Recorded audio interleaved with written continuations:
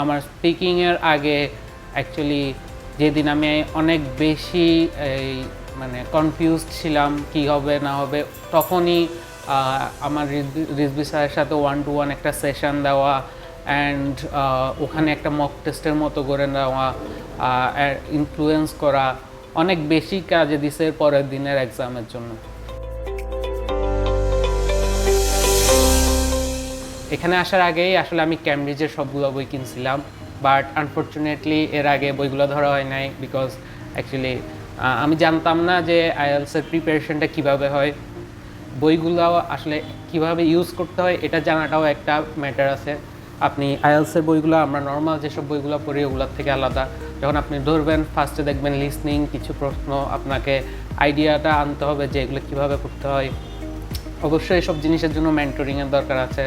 R thanks to Rizvi sir, he actually did a lot of hard work for us and gave us a lot of support that time. স্যারের actually বেশি অবদান আছে।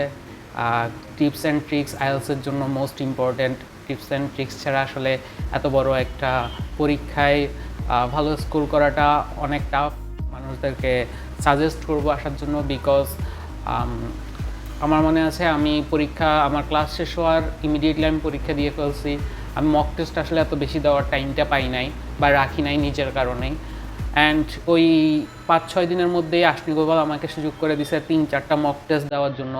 And আমার স্পিকিংয়ের আগে actually যেদিন আমি অনেক বেশি মানে কনফিউজড ছিলাম কী হবে না হবে, তখনই আমার রিজভী স্যারের সাথে 1-to-1 একটা সেশন দেওয়া অ্যান্ড ওখানে একটা মক টেস্টের মতো করে নেওয়া, ইনফ্লুয়েন্স করা অনেক বেশি কাজে দিছে পরের দিনের এক্সামের জন্য।